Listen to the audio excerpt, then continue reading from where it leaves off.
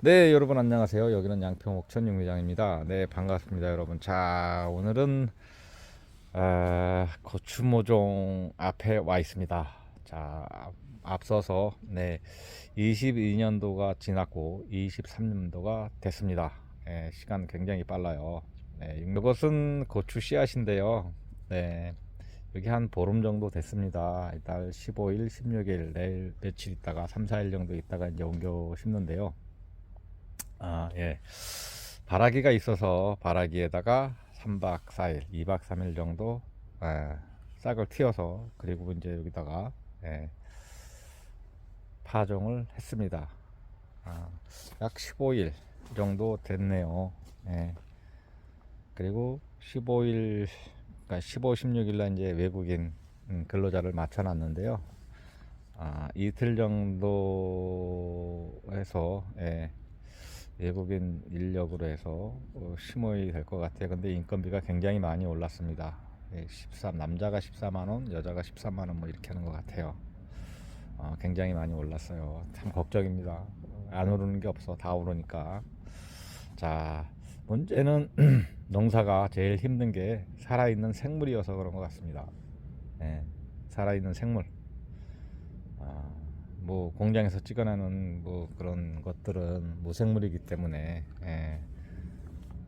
그렇기 때문에 예, 환경이라든가 기후라든가 토질이라든가 거름이라든가 뭐 이런 게 해당될 수가 없겠죠. 근데 얘네들은 살아있는 생물이라 굉장히 예, 어렵고 힘듭니다.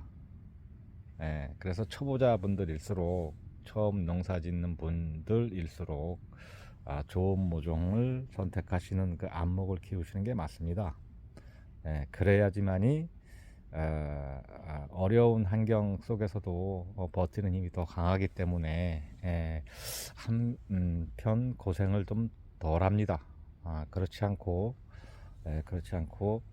모종이 잘못돼 버리면 그러면 아무리 애를 써도 전문 농사꾼도 무지하게 힘들다. 그렇게 생각하시면 될 것 같아요. 예, 그래서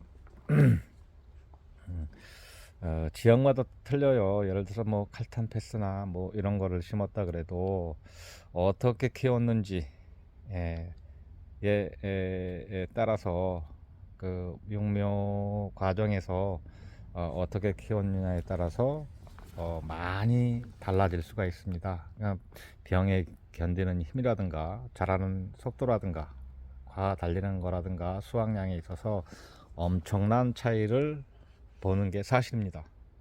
해서 모종을 잘 고르고 잘 키워야지 그래야지 우리가 어려운 환경 속에서도 그나마 선방을 할 수가 있을 것 같아요. 예, 그래서 저는 모종이 대부분이 다 모종을 뭐 집에서 육류하는 사람들도 있고 이제 육류장에서 사다 하시는 분들도 있는데 모종으로 하는 모든 농사들은 97% 이상이 90% 이상이 모종에 달렸다라고 생각을 하는 편이에요. 어떻게 보면 보수적일 수도 있지만 굉장히 모종이 중요하다 그런 말씀을 드리는 거고요. 그 다음에 우량묘 고추 모종을 키우면서 우량묘 좋은 묘를 많이들 말씀을 하세요.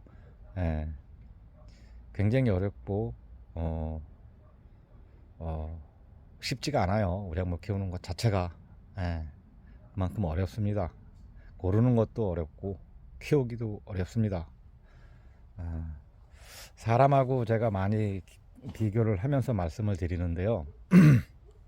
예를 들어서 뭐 뿌리를 빨리 내리기 위해서 밝은제를 준다거나 아니면 짱짱해야 되니까 억제제를 준다거나 그렇게 하시면 저는 별로 그렇게 권하고 싶지가 않습니다. 썩 바람직한 것 같지가 않고요. 그래서 스스로의 면역력을 높이는 것이 가장 좋은 방법인 것 같습니다. 그 방법은 적정 온도가 중요할 것이고요. 그 다음에 적정한 영양분을 공급하는 것이 또한 가장 중요할 것이고, 그 다음에 지금은 육묘장들이 다 등록을 하게 되어 있습니다. 관공서에. 예, 예. 군청이라든가 시청에 그 관할 자치단체에 신고를 하게 돼 있어요. 예, 그래서 등록하고 또 키우게 돼 있거든요. 예, 그래서 땅바닥에서 키우는 것, 그 다음에 바닥에서 키우는 것, 그리고 다리 위에서 키우는 것, 그리고 가온하면서 키운 것, 가온 안 하고 무가온으로 키운 것, 뭐 여러 형태들이 있는데 여하튼 그 조건대에서 다 틀려요. 자라는 것들이. 예, 그래서 모종은 정말 중요하다. 모종이 고르실 때도 그렇고 심을 때도 그렇고, 예, 모종 농사가 90% 이상이다. 예, 초보자분들일수록 잘 모종을 잘 고르시고 잘 선택해야 된다라는 말씀을 드릴 수 있을 것 같아요.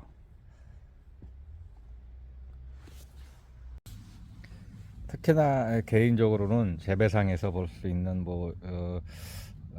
옮겨 심을 때라든가 정식 시기에 뿌리를 빨리 들이기 위해서 밝은 재에 뭐 침지했다 주거나 아니면 인위적으로 마디가 기니까 업재를 시킨다거나 그런 걸 전혀 하지 않습니다. 아, 아, 반대입니다. 반대. 예, 그렇게 좋으면 밝은 재가 줘서 뿌리를 잘 내리면 왜 한 번만 주냐 이거죠. 전체적으로 다 줘야지. 생육기간 전반에 걸쳐서 다 줘야 된다. 그럼 더 나으니까 그렇게 생각을 해요. 그래서 밝은제라든가 아니면 기타 한 가지만의 영양제라든가 별로 그렇게 썩 바람직하다, 좋다, 이렇게 생각을 하지 않고요. 그 다음에 보통 이렇게 사가셔서 사가실 때 포트에서 이제 뽑아서 뿌리를 끊어서 심는 게 좋냐 아니면 안 좋냐 뭐 이렇게 물어보시는 분들이 많아요. 근데 저 역시나 끊어서 심는 거는 그렇게 권하지 않습니다. 왜냐하면 우리가 심을 밭은 여러 가지 균들이 오염돼 있어요. 그런 뭐 역병이라든가 아니면 탄저균이라든가 뭐 이런 것들이 오염돼 있거든요. 근데 그걸 뿌리 상처를 통해서 얘네들이 흡수를 한다고 봐요, 저는.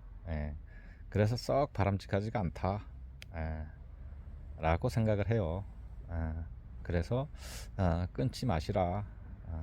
지금은 뭐 구수가 많이 좀 커진 것 같아요. 그 전에 몇 년 전까지만 해도 70구들을 많이 하는 것 같은데 50구 정도만 돼도 얘네들이 그렇게 꽉 감지를 못해요. 그래서 뿌리 내리거나 하는 것들은 아무 지장이 없다. 단지 이제 심을 때 심는 방법에 따라서 그 차이는 있을 수 있으나 끊어서 심는 것은 그렇게 썩 좋은 것 같지가 않다, 라고 생각을 해요. 왜냐하면 처음에 나온 뿌리, 굵은 뿌리하고 미세근하고 이 역할이 있을 것이다, 따로따로 있을 것이다 라는 것이 제 개인적인 생각이기 때문에 그렇습니다. 그것은 변하지가 않고요. 특히나 뭐 밝은재 침지 혹은 끊어서 심거나 아니면 털어서 심거나 하면 당장은 뭐 실뿌리가 빨리 내려서 좋다라고 생각할 수 있지만 그렇지만 저는 개인적으로 별로 그렇게 썩 바람직하게 생각하지 않아요. 왜냐하면 옛날에 70년대 60년대 70년대 80년대 그때만 해도 아마 밭에서 직파해 가지고 이제 뿌리를 끊어서 하는 것들을 많이 팔았어요. 그런 거를 사다 심으면 2, 3일 정도 몸살을 기가 아주 심하게 하죠. 근데 문제는 장마철에 병 오는 거 보면 걔네들이 더 먼저 오더라. 그래서 썩 바람직하지가 않다, 라고 말씀드릴 수가 있을 것 같고요. 그 다음에 이렇게 흩어뿌림을 해서 1차 가식하는 이유는 그거는 부정근이라고 하죠. 떡잎 요 밑으로 요 줄기 부분을 배축 부분이라고 하는데 이 배축 부분을 사실은 이만큼 반 정도를 더 깊게 묻어요. 그러면 여기서 지금 현재 보이는 요것은 여기서 뿌리로 끝나는데 반 정도 묻히면 이 배축 부분에서 하얗게 뿌리가 나오기 시작합니다. 예. 그래서 그 정식할 때도 이 상토막만 살짝 덮어주세요 하는 이유가, 예, 그래서 그런 거예요. 그래서 인위적으로 뿌리 양을 많이 더 만들 수 있기 때문에 가식하는 것을 원해요. 뭐 인건비가 들더라도, 예, 그게 맞는 것 같아서 그렇게 하고 있습니다. 예. 자, 그리고 더 자세한 것은, 예, 다음에 또 계속 날짜가 이제 싹이 나와서 됐으니까요. 오늘 부족한 것들, 이런 것들은 또 다음 영상에서 또 찍어서 올려보도록 하겠습니다. 여하튼 제일 중요한 것은 사람하고 똑같다, 얘네들도. 예. 해서 한 가지, 그러니까 우리가 어릴 때 아이들 밥 먹을 때 골고루 먹어라. 예. 한 가지, 그 입에 맞는 거 한 가지만 먹는 게 아니라, 예, 골고루 아이들한테 이것도 먹고 저것도 먹고 콩도 먹고 뭐 이렇게 얘기를 하잖아요. 골고루 먹으라고. 그런 거하고 똑같은 것 같습니다. 얘네들도. 아, 해서 모종의, 예, 모종 선택이 정말로 중요합니다. 예, 그것은 농사를 안 지면 모를까, 농사를 지으면서 모종으로 하는 모든 것들, 예, 것들은 모종이 90% 이상을 차지한다. 농사의 성공 확률, 90%를 모종이 차지한다라고 인식하면 될 것 같아요. 자, 간단하게 이것으로 마치겠습니다. 감사합니다.